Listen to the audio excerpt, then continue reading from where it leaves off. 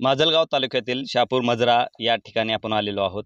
आता आपल्याला एक साईटला अंत्यविधी होताना आपल्याला दिसत आहे आणि ही अंत्यविधी तुम्ही बघत आहात की आता सध्या मेन रस्त्यावर आणि रस्त्याच्या मध्यभागी होताना आपल्याला दिसत आहे. अशी या गावकऱ्यांना इतकी अशी वेळ का आली की डायरेक्ट रस्त्यावर अंत्यविधी करण्याची वेळ आलेली आहे?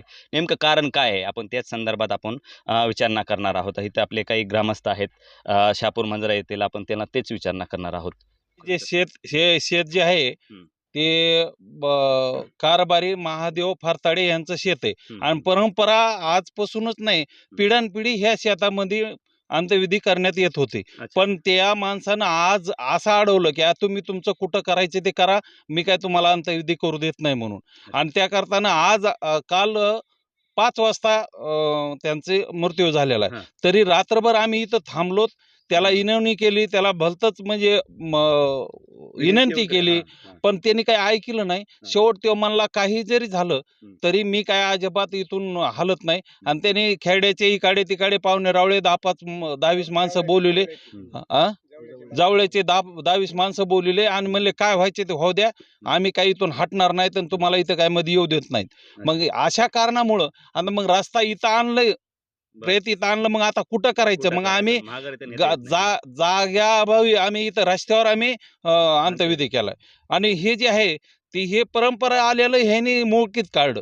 आणि हे ह्या गावाला स्मशानभूमी नसल्यामुळं तर तहसीलदार साहेबांनी, कलेक्टर साहेबांनी यांनी सगळी ही काळजी घेऊन या गावासाठी स्मशानभूमीसाठी काहीतरी योजना करावा, कुठंतरी यांना मार्ग काढावा आणि त्यांना जागा देऊन त्यांची स्मशानभूमी बांधून देण्यात यावी. आणि या लोकांना हे सगळे टोटल मागासवर्गीय आहेत, यांच्यावर हे अन्याय होतोय. आणि हे मराठ्याचे लोक अजिबात कतई कोणाला सहकार्य करण्याची भावना नाही, यांना वेटीच धरतात. सर्व जे आता जे झालेले मागासवर्गीय लोक, मागासवर्गीय म्हणजे माझी सासूबाईचे तुमचे सासूबाई. हो.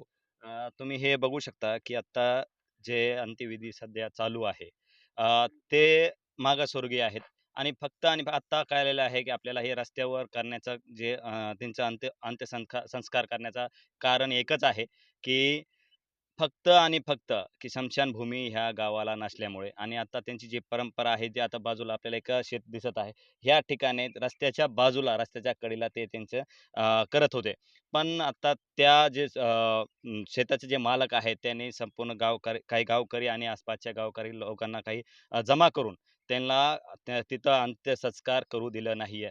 तर त्याच संदर्भात काही इथले काही नागरिक आहेत ते आपल्याला त्या काही माहिती देणार आहे. आपण त्यांना काही विचारणा करणार आहोत.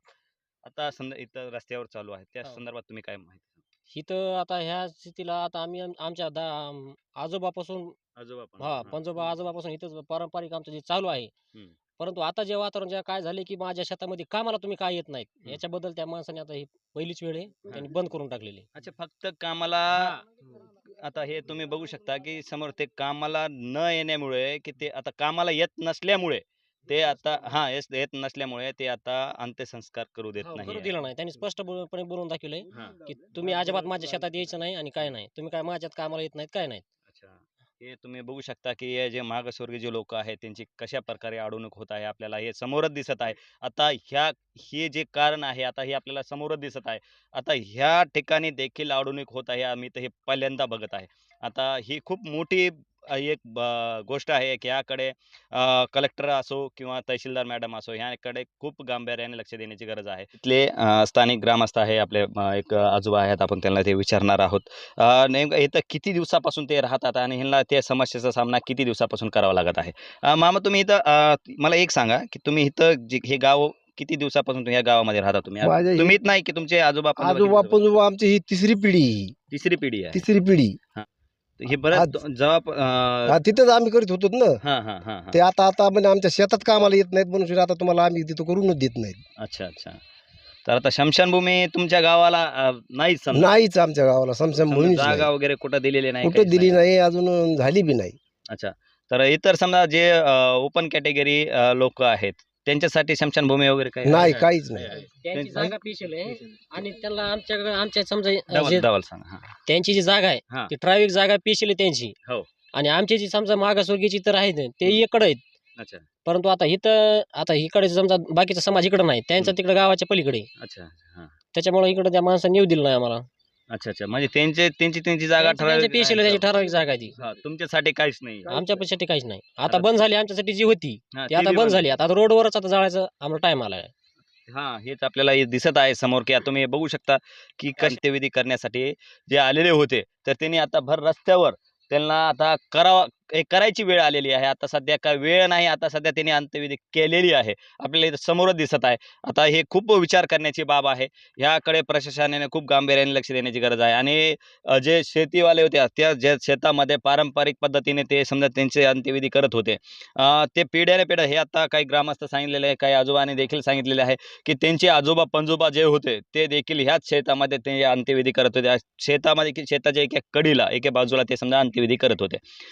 आता ते शेतावाल्याने जागा न दिल्यामुळे आता भर रस्त्यावर त्यांना अंत्यविधी करायची वेळ आलेली आहे. मी सय्यद अली, महावार्ता लाईव्ह, माजलगाव. कारण